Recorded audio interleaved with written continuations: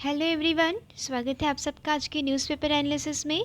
मैं इस चैनल पे इम्पॉर्टेंट न्यूज़ करवाती हूँ आप सबको, important current affairs, specially Indian express से, पीआईबी से एंड अदर वेबसाइट्स होती हैं जो न्यूज़ की, मैं वहाँ से इम्पॉर्टेंट न्यूज़ लेके आप सबके लिए कवर करवाती हूँ एग्ज़ाम ओरिएंट होके। ठीक है, वो आप उसे प्रीलिम्स में, मेंस में और अपने इंटरव्यू पॉइंट ऑफ व्यू से आप कैसे उसे पढ़ सकते हैं, मैं आपको ये यूटिलाइजेशन बताती हूँ। आज का लेक्चर स्टार्ट करते हैं। आज का मोटिवेशनल कोट क्या है? Believe you can and you are halfway there. यानी कि अगर आपने खुद पे भरोसा रख लिया ना, तो आप समझिए कि आपने आधा रास्ता पार कर लिया, क्योंकि काफ़ी बच्चों में, काफ़ी एस्पिरेंट्स में तो कॉन्फिडेंस ही नहीं होता। और कॉन्फिडेंस आपको कहाँ से मिलेगा? ये बिलीव आपको कहाँ से मिलेगा? अपनी प्रिपरेशन को और स्ट्रॉन्ग करने से। आपको बहुत अच्छे से प्रिपेयर करना है ताकि आपके पास कॉन्फिडेंस रहे, आपका भरोसा रहे खुद पर। मैं महिमा मिश्रा प्रेजेंट करती हूँ आज का इंडियन एक्सप्रेस एनालिसिस। इंडेक्स देखते हैं आज हमें पढ़ना क्या क्या है, क्या पढ़ना है और क्यों पढ़ना है। प्रीलिम्स से रिलेटेड हम शॉर्ट डिस्कशन करेंगे। अर्थ का स्मॉलेस्ट प्लांट है, प्लांट डिस्कवर किया गया है। मतलब ये पहले से पाया जाता था, बट अब ये पता चला है कि सबसे छोटा है ये। ठीक है, ग्रेडेड एक्शन रिस्पॉन्स प्लान पढ़ेंगे। ये दिल्ली एनसीआर में प्लान, ये वाला अब स्टेज 1 का प्लान हो गया है। ये पढ़ेंगे क्या होता है। National green tribunal, central air quality management, ये दिल्ली जो एयर पॉल्यूशन की जो प्रॉब्लम है, स्मॉग की प्रॉब्लम है, वहीं से ये टॉपिक्स निकल कर आए हैं। ये एनिमल किंगडम, बेड बग, खटमल की वो प्रॉब्लम बहुत हो रही है पेरिस में। मैंने वाली न्यूज़ छोड़ी थी कि खटमल है तो फिर क्या पढ़ना, बट ये पेरिस में ना बहुत नुकसान कर रही है। मनी बिल पढ़ेंगे, ये होगा पॉलिटी से रिलेटेड। मेंस रिलेटेड क्या पढ़ेंगे? लेफ्ट विंग एक्सट्रीमिज्म, जो इस पे डिटेल एनालिसिस होगा यहाँ पे। ठीक है, ये है इंटरनल सिक्योरिटी से के पॉइंट ऑफ व्यू से इम्पॉर्टेंट है। वर्ल्ड्स का स्मॉलेस्ट प्लांट, ये पहली न्यूज़ है आज की। वर्ल्ड का स्मॉलेस्ट प्लांट कौन है? वाटरमील है। Watermeal is the smallest flowering plant on earth, smaller even than more familiar duckweed. पहले क्या था? डकवीड, ये भी एक्वेटिक प्लांट्स में पाया जाता था, डकवीड। ठीक है, एक्वेटिक इकोसिस्टम में पाया जाता था, तो ये सबसे छोटा माना जाता था। बट अब पता चल रहा है कि जो वाटरमील है ये उससे भी छोटा है। Like duckweed, watermeal is an aquatic plant which floats atop Thai and Asian water bodies में ये फ्लोट करता है। ठीक है, पानी के ऊपर ऊपर ये तैरते हैं, बहुत सारे ग्रीन ग्रीन कलर के। Because watermeal doesn't have any roots, कोई जड़ नहीं, कोई स्टेम नहीं, कोई पत्तियाँ नहीं। ठीक है, तो ये बिल्कुल एक खुद की ही एक छोटा सा दाने जैसी एक बॉडी है जो अपने आप में ही प्लांट है। ठीक है, this means that we can focus directly on effects gravity shift will have its, मतलब कि ग्रेविटी का अगर थोड़ा बहुत शिफ्ट होता है, फिर हम ये रिसर्च करेंगे। मतलब साइंटिस्ट ने बोला है कि हम ये रिसर्च करेंगे कि इस प्लांट पे क्या फोकस हो रहा है, मतलब इस प्लांट पे क्या चेंज आ रहा है ग्रेविटी के शिफ्ट होने से। In addition, it produces a lot of oxygen through photosynthesis and watermeal is also a good protein sources. पोषक तत्वों से भरा है ये, इससे ऑक्सीजन और प्रोटीन एक प्रचुर मात्रा में मिलती है, पाई जाती है। The smallest flowering plant on earth might become a nutritious food stuff for astronauts in the future. ठीक है, इस पर और रिसर्च एंड डेवलपमेंट होगा तो ये फूड की तरह काम करेगा एस्ट्रोनॉट्स के लिए, क्योंकि ये एक हाईली एफिशिएंट सोर्स है ऑक्सीजन का। ये वन लाइनर करंट अफेयर जो होता है उसके लिए भी इम्पॉर्टेंट है और एक जनरल अवेयरनेस के लिए भी इम्पॉर्टेंट है कि धरती का सबसे छोटा प्लांट अब तक का कौन सा है? वाटरमील है। ठीक है, next important news, graded response action plan stage 1 जारी कर दिया गया है। ठीक है, संडे तक जब तक ये सिचुएशन प्रिवेल रहती है, वहाँ पे थोड़ी स्मॉग की, पॉल्यूशन की जब तक सिचुएशन प्रिवेल रहती है, तब तक ये प्लान वहाँ पे रहेगा, ये गाइडलाइंस वहाँ पे रहेंगी। Water sprinkling, diversion of truck traffic not destined for Delhi through the eastern and western peripheral expressways, ban on coal, firewood in tandoor. ठीक है, ये सारे ना कुछ छोटे छोटे गाइडलाइंस होती है, छोटे छोटे प्लान मतलब प्लान्स होते हैं जो ग्रेडेड रिस्पॉन्स एक्शन प्लान के द्वारा जारी किए जाते हैं, ताकि दिल्ली में जो दिल्ली की जो पॉल्यूशन प्रॉब्लम है ना उसे ट्रिगर होने से बचा सकें, क्योंकि अभी पॉल्यूशन प्रॉब्लम बढ़ने वाली है। अभी अक्टूबर, नवंबर, वो दिसंबर, अभी तो पराली भी जलेगी, राइट। अभी तो प्रॉब्लम वहाँ पे आने वाली है, इसीलिए ये पहला अभी जो गाइडलाइंस हैं वो जारी कर दी गई हैं, ताकि उसकी जो पॉल्यूशन प्रॉब्लम है उसे ट्रिगर ना किया जाए। The order issued by commission for air quality management imposing first stage of GRAP pointed to unfavorable meteorological condition as the reason for dip in air quality. ठीक है, a combination of low wind speed, जब winter होता है तो क्या होता है, एक तो कोल्ड टेम्परेचर होता है, कोल्ड टेम्परेचर होता है तो जो हाइग्रोस्कोपिक जो न्यूक्लाई होता है ना, ठीक है, वो एक वस्तु या वो एक बूंद जिसके आसपास पानी जमा हो जाता है, ठीक है, पानी को पकड़ मिल जाती है, वो क्या होता है, इसे ड्यू पॉइंट मिल जाता है धरती के जस्ट ऊपर ही। ठीक है, अब ये यहाँ पे जमने लग जाता है, और जो दिल्ली का धुआं है, उसके बाद ये वाली जो फॉग की प्रॉब्लम है, ये मिलके बन जाती है स्मॉग। स्मॉग प्रॉब्लम क्रिएट करता है स्पेशली रेस्पिरेटरी डिजीज़ में एंड विजिबिलिटी में। विजिबिलिटी कुछ खास नहीं रह जाती।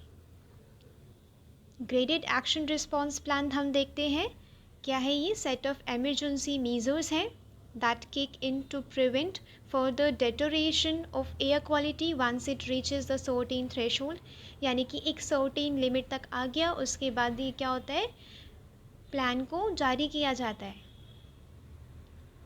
ठीक है, ये कुछ एमरजेंसी मीजर्स हैं। It is approved by supreme court in 2016। MC Mehta versus union of India case में ये सुप्रीम कोर्ट ने ऑर्डर किया कि ग्रैप की गाइडलाइंस को, ग्रैप जो क्या है वो गाइडलाइंस देगा। इम्प्लीमेंटेशन 2021 के ऑनवर्ड्स कौन करता है, central air quality management. Till 2020 supreme court ने अपॉइंट किया था किसे, environment pollution prevention and control authority. अब ये डिज़ोल्व एंड रिप्लेस कर दिया गया था bye commission for air quality management. ये 2020 का करंट अफेयर है, बट न्यूज़ में है तो आपके लिए पढ़ना ज़रूरी है, क्योंकि फैक्चुअल इन्फॉर्मेशन में ओनली 1 करेक्ट, ओनली 2 करेक्ट जब आएगा तो यही फैक्चुअल इन्फॉर्मेशन काम आएंगे। Central air quality management relies on air quality and meteorological forecast by Indian Institute of Tropical Meteorology and India Meteorological Department। यहाँ से जो डाटा स्टैटिस्टिक्स मिलता है सेंट्रल एयर क्वालिटी मैनेजमेंट, उस डाटा पे रिलाई करके ग्रेडेड एक्शन रिस्पॉन्स प्लान को क्या कहता है, गाइडलाइंस देता है कि वो फर्दर गाइडलाइंस जारी करे। ठीक है, मतलब बेसिकली काम कौन कर रहा है, central air quality management. National clean air programme पढ़ लेते हैं, इससे रिलेटेड था तो मैंने यहाँ पे वैल्यू एडिशन में डाल दिया।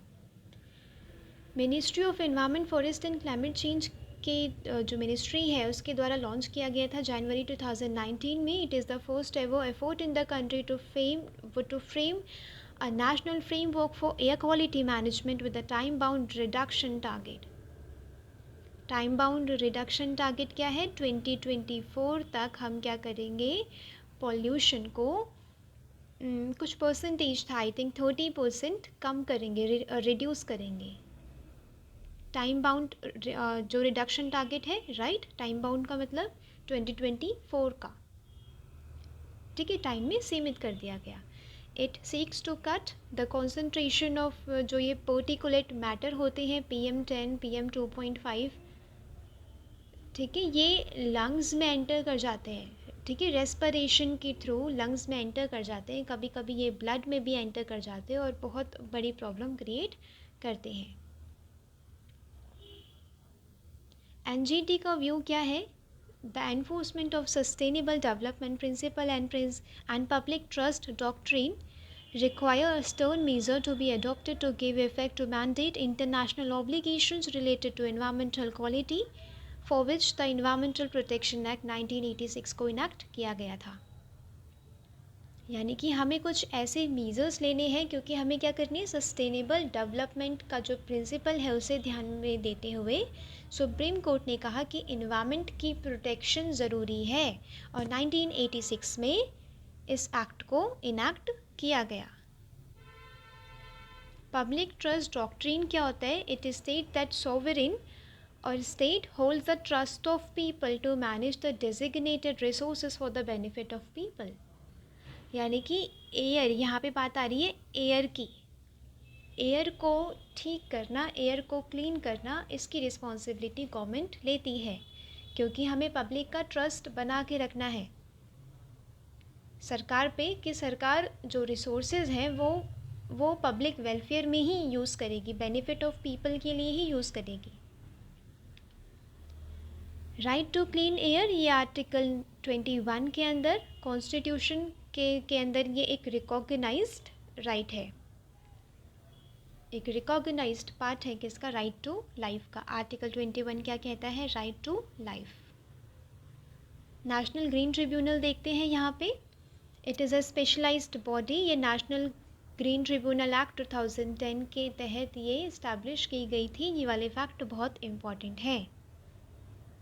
इसका काम क्या है? For effective and expeditious disposal of cases relating to environmental protection and conservation of forest other natural resources। वातावरण का बचाव, वातावरण का संरक्षण, फॉरेस्ट का संरक्षण, जो अदर प्राकृतिक संसाधन है उसका संरक्षण ने की जिम्मेदारी ली थी नेशनल ग्रीन ट्रिब्यूनल ने। ये फॉलो करता है पॉल्यूटर्स पे प्रिंसिपल, यानी कि जिन्होंने पॉल्यूट किया है ना वो कॉम्पनसेशन देंगे। It draws inspiration from India's constitutional provision of Article 21 जो क्या कहता है? Right to a healthy environment. Right to life के अंदर राइट टू हेल्दी इन्वायरमेंट को रिकॉग्नाइज किया गया था कि ये सिटीजन्स का राइट है कि उन्हें एक स्वस्थ वातावरण मिले। It follows the principle of natural justice. Natural justice का मतलब क्या होता है कि कोई एक प्रिस्क्राइब्ड ऐसा कोई रूल्स नहीं है, कोई लॉज नहीं है, ठीक है। ये नेचुरल जस्टिस पे ये फॉलो करेगा।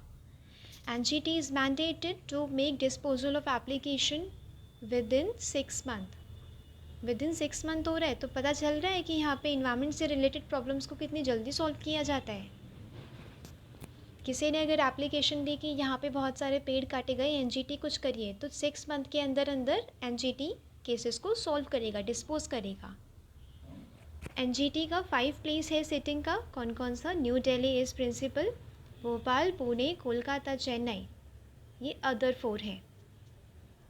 ये थोड़ा बहुत याद रखना है आपको 1 लाइनर करंट अफेयर के लिए, अगर आप स्टेट पीसीएस का एग्ज़ाम देते हैं फिर उसके प्रीलिम्स के लिए ये इम्पॉर्टेंट है। Swarms of ये bed bugs in Paris, here's the reason for the infestation।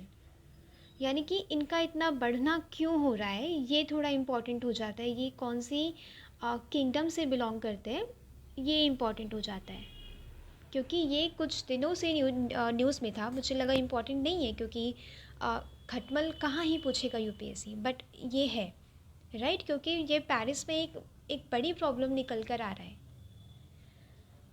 The fear of bed bugs has gripped France after a series of viral social media posts showed the nocturnal bloodsuckers crawling across Paris। ठीक है, Paris में इनकी तबाही है, इन्होंने धमाल मचाया हुआ है। Bed bugs have been reportedly spotted in Paris hotels, movie theaters and metro trains। ये सब उतना इम्पोर्टेंट नहीं है, बट ये जानना ज़रूरी है कि आखिर ये प्रॉब्लम है क्यों, बनी क्यों हुई है। ठीक है, many experts have attributed the possible reasons in bed bug population to sport in travel. ये कह रहे हैं कि जब ट्रैवलिंग होती है ना, इधर उधर से ट्रैवल करते हैं तो लगेज वगैरह के साथ, सामान के साथ ना ये ब्लैक बग आ जाते हैं, दूसरी जगह से आ जाते हैं, ठीक है, क्योंकि अभी यहाँ पे पेस्टिसाइड एंड डीडीटी का यूज़ हो रहा था, बट इन्वायरमेंटल कंसर्न्स को देखते हुए इसका यूज़ कम कर दिया गया, या कहीं कहीं पे बिल्कुल मतलब मना कर दिया गया। फिर अब इन इंसेक्ट के लिए एक बिल्कुल फेवरेबल कंडीशन बन गई है पेरिस पे एंटर कर जाना। Once appearing now might be more resistance to antibug chemicals, ठीक है, अब ये रेजिस्टेंट हो गए हैं। Bedbugs are small reddish brown insect that feed on the blood of human other warm blooded animal, ठीक है, खून को चूसते हैं, ब्लड सकर है। किंगडम है इनका एनिमालिया, ठीक है, एनिमल इंसेक्ट। इनका फाइलम क्या है, ऑर्थोपोड। ऑर्थोपोड्स का मतलब क्या होता है कि इनमें ना एक वेल डिफाइंड स्ट्रक्चर है, स्केलेटन है। Arthropods have hard external shells called exoskeleton, segmented bodies and jointed legs, ठीक है। इसमें इंसेक्ट, arachnids एंड क्रस्टेशियंस हैं। सम फेमिलियर एग्जाम्पल्स जैसे कि ये वाली मैंने यहाँ पे पिक्चर दी है आपको, ये वाला आपने देखा होगा, ये टिड्डा हो गया, बटरफ्लाई हो गया, ये आई थिंक क्रैब प्रॉन कुछ होता है ऐसे करके, ये वाला है प्रॉन, तो ये वाला है, ठीक है। मतलब इनका एक ये याद रखना है कि ये ऑर्थोपोड क्या होते हैं, इनसे एक रिलेटेड एक क्वेश्चन भी आया था PYQ में, प्रीलिम्स में, ठीक है। इनका एक वेल डिफाइंड स्ट्रक्चर होता है, स्केलेटन होता है, इनका ओपन सर्कुलेटरी सिस्टम होता है। ओपन सर्कुलेटरी सिस्टम का मतलब क्या है, वेल डिफाइंड ब्लड वेसल्स नहीं है। हमें तो क्या है, पूरी बॉडी में ब्लड वेसल्स फैली हुई हैं, कैपिलरीज फैली हुई हैं, बट इनका ओपन सर्कुलेटरी सिस्टम है, पूरी बॉडी में ब्लड ऐसे घूमता रहता है, ऐसे ऐसे ऐसे। नेक्स्ट इंपॉर्टेंट देखते हैं, left wing extremist will be uprooted in next 2 years, यानी कि पूरी जड़ से उखाड़ देंगे, एलिमिनेट कर देंगे लेफ्ट विंग एक्सट्रीमिज्म को, अमित शाह ने, होम मिनिस्टर अमित शाह ने कहा है। अब यहाँ पे इम्पॉर्टेंट हो जाता है लेफ्ट विंग एक्सट्रीमिज्म, जो इंटरनल सिक्योरिटी के लिए एक बहुत ही इम्पॉर्टेंट टॉपिक है, ये एज इट इज़ आपका टॉपिक सिलेबस में मिलेगा। Union Home Minister Amit Shah said that left-wing extremists will be uprooted from the country in the next 2 years. He stressed the need for constant surveillance in areas freed from Naxals so that the problem does not revive there. इन्होंने कहा है कि जो नक्सल free areas है ना, उसमें क्या करना है, हमें सर्वेलेंस करना है, हमें मॉनिटर करना है कि वहाँ पे कहीं दोबारा से लहर ना आ जाए नक्सलवादियों की, ठीक है। यहाँ पे पढ़ना ज़रूरी है red corridor. Left wing extremism की प्रॉब्लम यहाँ से नेपाल से शुरू होती हुई पशुपति टू वो क्या कहते हैं, तिरुपति इज़ इन आंध्र प्रदेश, ये वाला माना जाता है रेड कॉरिडोर। रेड कॉरिडोर का मतलब है यहाँ पे नक्सल अफेक्टेड रीजन, ठीक है। ये आंध्र प्रदेश तो मेन है, मतलब यहाँ तक का मेन है, उसके बाद थोड़ा बहुत तमिलनाडु, थोड़े बहुत कर्नाटका के एरियाज़ में है। जान लेते हैं यहाँ पे लेफ़्ट विंग एक्सट्रीमिज्म क्या है, या आप एज इट इज़ अपने नोट में मतलब नोट्स में लिख लेंगे तो भी कोई प्रॉब्लम नहीं होगी, ये पूरा का पूरा आंसर है आपका, ठीक है। लेफ्ट विंग एक्सट्रीमिज्म क्या होता है, also known as left wing आतंकवाद, रेडिकल लेफ्ट विंग मूवमेंट, जिनका एक सोसाइटल पॉलिटिकल चेंज एम होता है through revolutionary means. Revolutionary means वो कुछ रेडिकल टाइप होते हैं ना, कि सब कुछ उखाड़ फेंकेंगे, सरकार मतलब फेंकेंगे, सरकार किसी काम की नहीं, अमीर लोगों को हम मार डालेंगे, कुछ ऐसे मतलब कुछ ऐसे करके उनके थॉट्स होते हैं, उनकी आइडियोलॉजीज़ होती हैं। Left wing groups may target government institutions, law enforcement agencies, private property, अपने एजेंडा को आगे चलाने के लिए ये गवर्नमेंट इंस्टीट्यूशंस कभी कभी तो इंफ्रास्ट्रक्चर में ब्लास्ट करके उड़ा देते हैं, पूरी की पूरी बिल्डिंग खल्लास, ठीक है। ये होता है radical mean. Left wing extremism ये बहुत पुरानी प्रॉब्लम है, 1976 में ओरिजिनेट हुई थी वेस्ट बंगाल में, यानी कि वेस्ट बंगाल इसका ओरिजिन है। स्टेटस क्या है इंडिया में? यूनियन होम मिनिस्ट्री ने एक डाटा रिलीज़ किया था जिसमें बोला गया कि 76% डाउन हो गया है left wing extremism as compare to मतलब 2010 के लेवल से 76% कम हो गया है 2022 में। Also, there has been a decrease in geographical spread is as only 46 districts reported left-wing extremism-related violence in 2021 as compared to 96 districts in 2010। यानी कि पहले ये प्रॉब्लम कितनी थी ये पता चल रही है अभी, अब सिर्फ 46 डिस्ट्रिक्ट में ये प्रॉब्लम है। इससे क्या होता है, कैरेट एंड स्टिक यहाँ पे फॉलो करना होता है। कैरेट आप उन्हें दो, यानी कि उन्हें कुछ सरेंडर करने का इंसेंटिव दो कि आप हमारे पास सरेंडर करिए, हम आपको जॉब प्रोवाइड कराएंगे, हम आपकी एक नई ज़िंदगी की शुरुआत करवाएंगे, ठीक है। और यहाँ पे होता है स्टिक। स्टिक मतलब जो नहीं मान रहा है ना, उस पर आप स्टिक चलाओ, और ऐसे इंफ्रास्ट्रक्चर को जो ब्लास्ट कर रहा है या जो एक फियर वाला एक भय फैला रहा है सोसाइटी में वहाँ की, उसे आपको उसके खिलाफ आपको कुछ कड़ी कार्यवाही करनी पड़ेगी। ये होते हैं स्टिक, ठीक है। तो कितने बुरे से भी बुरा मैटर हो, हमें कैरेट एंड स्टिक की पॉलिसी चलानी होती है। रिस्पॉन्सिबल फैक्टर्स क्या होते हैं? 2006 में डी बंदोपाध्याय कमेटी ने क्या आइडेंटिफाई किया है? कुछ गवर्नेंस गैप, एक्सटेंसिव डिस्क्रिमिनेशन है ट्राइबल्स के साथ, socio political and cultural sphere में ये नक्सलिज्म के प्रोलिफरेट में या इतने बड़े लेवल पे आने का कुछ एक प्राइमरी रीज़न है। सोशियो इकोनॉमिक डिस्पैरिटीज़, यहाँ पे unemployment, lack of access to basic amenities, उनका ग्रीवियंसेस रिड्रेसल नहीं होता, सपोर्ट नहीं मिलता मार्जिनलाइज्ड कम्युनिटी को, लैंड एलियनेशन एंड डिस्प्लेसमेंट, यानी कि वहाँ पे नेचुरल रिसोर्सेज हैं, इस वाले एरिया में आपको क्या आयरन, बॉक्साइट, ये सारी चीज़ें, मैग्नीशियम, ये सारी चीज़ें यहाँ पे मिलेंगी। अब यहाँ पे रिसोर्स एक्सट्रैक्शन तो होता है बट उसका फ़ायदा नहीं मिल पाता वहाँ की लोकल पॉपुलेशन, वहाँ की ट्राइबल पॉपुलेशन को। इसीलिए वो कहते हैं कि रिसोर्स हमारे स्टेट के, हमारे डिस्ट्रिक्ट के, और फ़ायदा उठा रहे हैं अमीर लोग, इंडस्ट्रियलिस्ट, डिस्प्लेस किया जा रहा है हमें, ठीक है। The developmental project, acquisition of land for industrial purpose have sometimes led to displacement of local communities without adequate compensation or rehabilitation,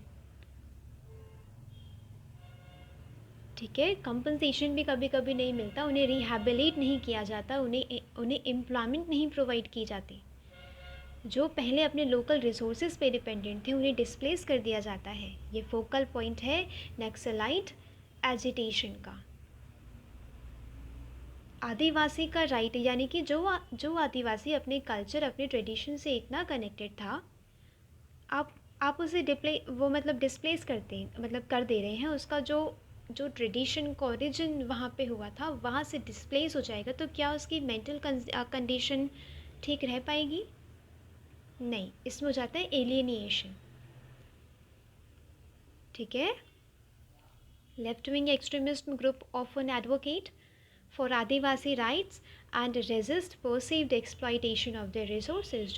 जो लेफ्ट विंग एक्सट्रीमिस्ट होते हैं ना, वो कहते हैं कि आदिवासी को उनके राइट्स दो, उनका एक्सप्लॉयटेशन अब नहीं चलेगा, रिसोर्सेज का एक्सप्लॉयटेशन अब नहीं चलेगा, उन्हें उनकी जो पुरखों की ज़मीन है आप वहाँ से नहीं हटा सकते। गवर्नमेंट का इनिशिएटिव क्या है? क्योंकि देखिए, ये अगर प्रॉब्लम क्रिएट कर रहा है ना, अगर लाइफ्स हार्म हो रही है, अभी आपने कुछ दिनों पहले आपने एक न्यूज़ पढ़ी होगी कि अपने कुछ आर्मी के पर्सनल्स भी वहाँ पे मारे गए अटैक में, नक्सल अटैक में,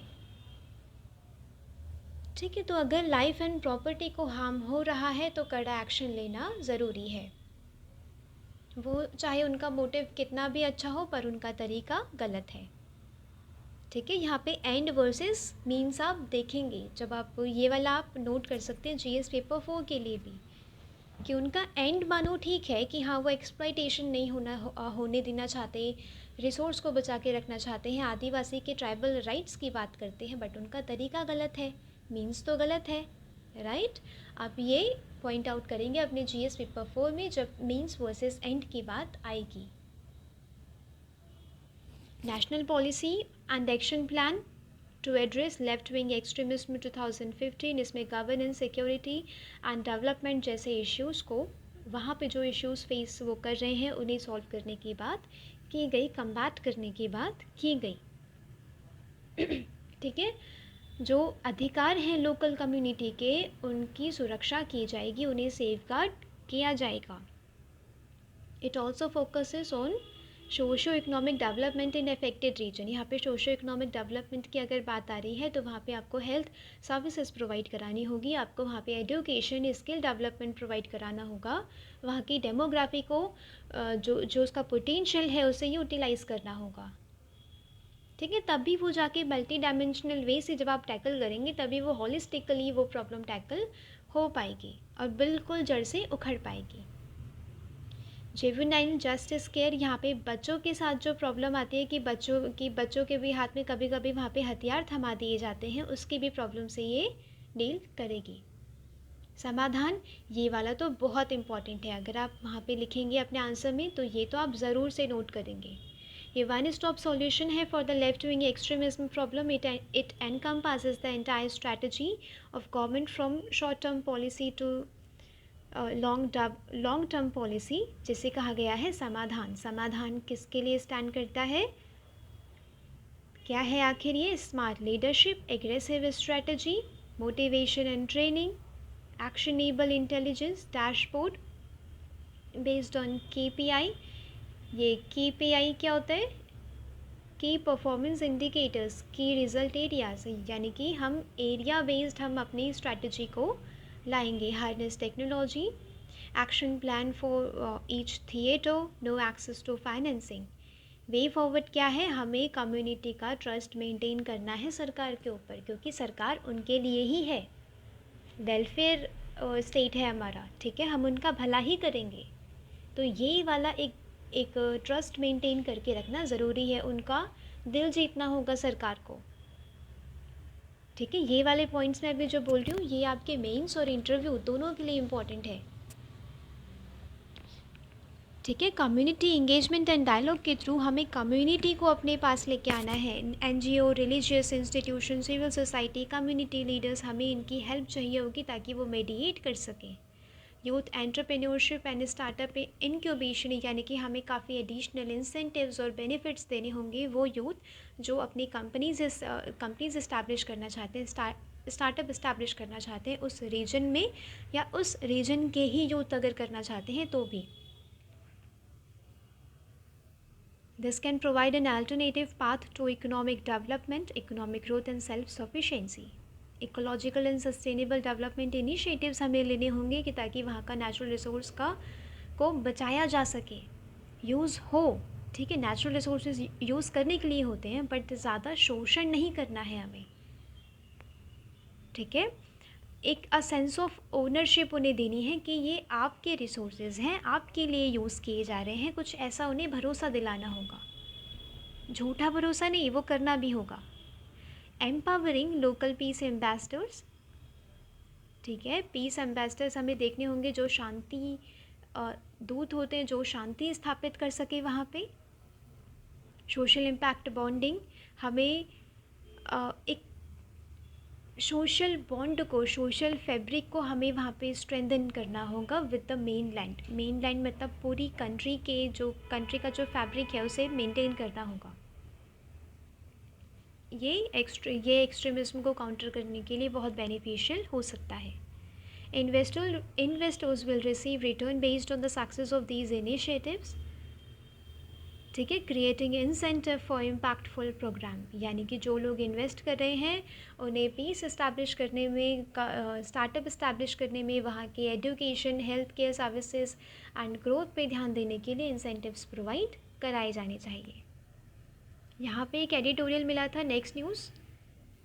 ठीक है, ऐसे करते न्यूज़ का एनालिसिस कि आप उसे न्यूज़ देखें, देख के छोड़ ना दे सिर्फ कि अमित शाह ने बोला है हाँ ठीक है। ये ऐसा ना बिल्कुल लेज़ी वाली अप्रोच आपको नहीं रखनी है, और प्रोक्रेस्टिनेट नहीं करना है कि आप ये बाद में पढ़ेंगे या जब अपना सिलेबस पढ़ेंगे तब करेंगे। नो, आपको अभी ही इम्पॉर्टेंट पॉइंट लिख लेने हैं अपने नोट्स में, क्योंकि आपको पीडीएफ्स का कलेक्शन नहीं चाहिए, आपको अपने नोट्स का कलेक्शन चाहिए जो आप प्रीलिम्स के 2 दिन पहले, मेंस के 2 दिन पहले और इंटरव्यू के लिए भी आप शॉर्ट नोट्स रिवाइज़ कर सकें, उसको आप बार बार रिवाइज़ कर सकें।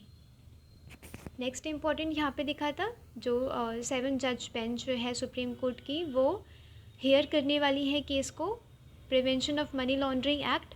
इसमें क्या है, कुछ लोगों ने पॉइंट आउट किया है कि जो की लेजिस्लेशंस होते हैं ना, कि मतलब लॉज होते हैं, एक्ट होते हैं, उसे मनी बिल के रूट से उसे पास कर दिया जाता है ताकि वो राज्यसभा में डिस्कस तक ना हो, क्योंकि मनी बिल राज्यसभा में पास नहीं हो सकता। राज्यसभा जो भी रिकमेंडेशन देगा या नहीं देगा, मानना या ना मानना, ये लोकसभा के ऊपर है। यहाँ से कुछ इंपॉर्टेंट आर्टिकल आप सबके लिए इंपॉर्टेंट है। Article 110 of the constitution deals with money bill. Money bill एक वो बिल होता है जो लोकसभा के मतलब लोकसभा स्पीकर डिसाइड करता है कि ये मनी बिल है कि नहीं है, जो डील करता है taxation, appropriation of public fund, consolidated fund of India से या कंटिजेंसी फंड ऑफ इंडिया से। A money bill can be only be introduced in Lok Sabha, Rajya Sabha में तो ये इंट्रोड्यूस तक नहीं होगा। स्पीकर कैटेगराइज करता है कि ये मनी बिल है, तो इसीलिए ज़्यादातर लोग अब कह रहे हैं कि मनी बिल के रास्ते से पास कर दिया जाता है कुछ की लेजिस्लेशंस को। आर्टिकल 1103 क्या कहता है, इफ़ एनी क्वेश्चन अराइजेस कि ये मनी बिल है या नहीं है, स्पीकर का डिसीजन फाइनल होगा। सुप्रीम कोर्ट ने 2018 आधार केस में बोला कि स्पीकर का डिसीजन बियॉन्ड जुडिशियल स्क्रूटिनी नहीं होगा। ठीक है, हम उसमें भी क्वेश्चन करेंगे कि स्पीकर ने अगर इसे मनी बिल घोषित किया है तो वो सही इंटेंशन से किया है या नहीं किया है। ठीक है, तो उसी पे मनी लॉ, वो मतलब मनी लॉन्ड्रिंग वाला जो एक्ट है उस पर कुछ डिबेट होने वाली है आज सुप्रीम कोर्ट में। ठीक है, इसका कुछ भी आएगा तो मैं वो आपको अपडेट कर दूँगी। आज के लिए न्यूज़पेपर में था बस इतना ही। आपको क्या करना है, रिवाइज़ करना है आज ही इसे अपने नोट्स में नोट कर लीजिए और रिवाइज़ करिएगा। कल संडे को ऑफ रहेगा। आपको क्या करना है, रिवाइज़ करना है, क्योंकि आपको डेली आप न्यूज़पेपर के पीछे भागेंगे तो दिक्कत हो जाएगी, आपको रिवीजन करने का टाइम मिलेगा ही नहीं। इसीलिए कल रिवाइज़ करना है। मैं न्यूज़पेपर देख के रखूँगी, कुछ इंपॉर्टेंट, मुझे बहुत इंपॉर्टेंट चीज़ अगर मिलेगी तो मैं वो आपको मंडे को कवर करवा दूँगी। आपको ये नहीं घबराना है कि हाँ सारी इंपॉर्टेंट न्यूज़ लगता है संडे में ही छूट गई। नो, ऐसा नहीं होगा, वो मैं नहीं होने दूँगी, राइट। तो मिलते हैं कल। लेक्चर से रिलेटेड जो ये वैल्यू एडिशन के पीडीएफ है मैं वो दे दूँगी टेलीग्राम चैनल पे, लिंक मैं डिस्क्रिप्शन बॉक्स में डाल दूँगी, वहाँ से देख लीजिएगा, आप सब ज्वाइन कर लीजिएगा। ठीक है, आज के लिए लेक्चर में था बस इतना ही। Thanks for watching, thank you so much.